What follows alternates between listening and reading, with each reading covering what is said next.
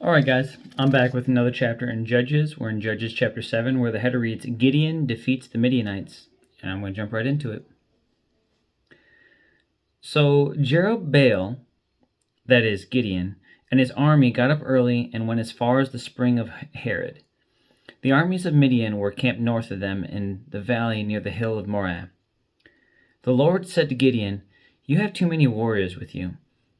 If I let all of you fight the Midianites, the Israelites will boast to me that they saved themselves by their own strength. Therefore, tell the people, whoever is timid or afraid may leave this mountain and go home. So 22,000 of them went home, leaving only 10,000 who were willing to fight. But the Lord told Gideon, There are still too many. Bring them down to the spring, and I will test them to determine who will go with you and who will not. When Gideon took his warriors down to the water, the Lord told him, Divide the men into two groups. In one group put all those who cup water in their hands and lap it up with their tongues like dogs. In the other group put all those who kneel and drink with their mouths in the stream. Only 300 of the men drank from their hands. All the others got down on their knees and drank with their mouths in the stream. The Lord told Gideon, With these 300 men I will rescue you and give you victory over the Midianites. Send all the others home. So Gideon collected the provisions and rams' horns of the other warriors and sent them home, but he kept the 300 men with him. The Midianite camp was in the valley just below Gideon. That night the Lord said, Get up, go down into the Midianite camp, for I have given you victory over them. But if you are afraid to attack, go down to the camp with your servant Purah.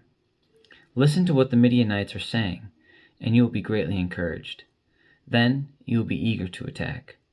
So Gideon took Purah and went down to the edge of the enemy camp. The enemies of Midian, Amalek, and the people of the east had settled in the valley like a swarm of locusts. Their camels were like grains of sand on the seashore, too many to count. Gideon crept up just as a man was telling his companion about a dream. The man said, I had this dream, and in my dream a loaf of barley bread came tumbling down into the Midianite camp. It hit a tent, turned it over, and knocked it flat. His companion answered, Your dream can mean only one thing. God has given Gideon, son of Joash, the Israelite, victory over Midian and all its allies. When Gideon heard the dream and its interpretation, he bowed in worship before the Lord. Then he returned to the Israelite camp and shouted, Get up, for the Lord has given you victory over the Midianite hordes. He divided the 300 men into 3 groups and gave each man a ram's horn and a clay jar with a torch in it. Then he said to them, Keep your eyes on me. When I come to the edge of the camp, do just as I do. As soon as I and those with me blow the ram's horn, blow your horns too, all around the entire camp, and shout for the Lord and for Gideon.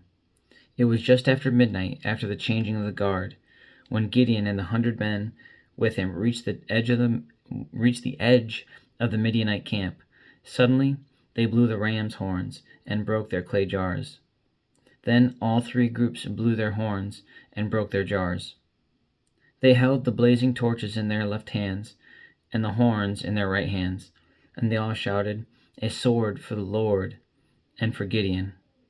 Each man stood at his position around the camp and watched as all the Midianites rushed around in a panic, shouting as they ran to escape. When the 300 Israelites blew their ram's horns, the Lord caused the warriors in the camp to fight against each other with their swords. Those who were not killed fled to places as far as Beth Shittah near Zererah, and the border of Abel Meholah near Tabbath. Those names are still tough, guys. Then Gideon sent for the warriors of Naphtali, Asher, and Manasseh, who joined in the chasing of the army of Midian. Gideon also sent messengers throughout the hill country of Ephraim, saying, Come down to attack the Midianites. Cut them off at the shallow crossings of the Jordan River at Bethbara. So all the men of Ephraim did as they were told. They captured Oreb and Zeb, the 2 Midianite commanders, killing Oreb at the rock of Oreb and Zeb at the winepress of Zeb. And they continued to chase the Midianites. Afterward, the Israelites brought the heads of Oreb and Zeb to Gideon, who was by the Jordan River. So that is the end of chapter 7, and that chapter 7 of Judges is one of my favorite in the whole entire Bible, because the faith that had to be had to turn away soldiers that in that fleshly sense, that understanding of just military might, to turn around they turned around 22, kept 10, so they had 32,000 soldiers, and they said, I only need 300, send everybody else home. I ache to just have that kind of surrender so badly. I hold on to things that I shouldn't. I make things worse for myself regularly. And if I were to just surrender, and sometimes I contemplate, well, how do I surrender? So just let it go. And the crazy thing is like, part of me knows the answer. Part of me knows that it almost might look reckless. And it's difficult for me to understand when I'm a husband and a father and a friend, and I want to be so much more for so many more people, and I don't allow God to be what he can be for me. What am I supposed to do with that? And so as I continue to learn, I get more frustrated. So much more frustrated. I have the answers, and is it just a lack of faith that keeps me from the promises that God gives me? That God gives all of us. He promises all these things. And so I just find myself so frustrated all the time, not wanting to give up, worried that maybe this was a misunderstanding, maybe I didn't do the right thing, maybe I'm not having enough faith, or maybe he didn't mean it like this, when I don't have to worry about anything.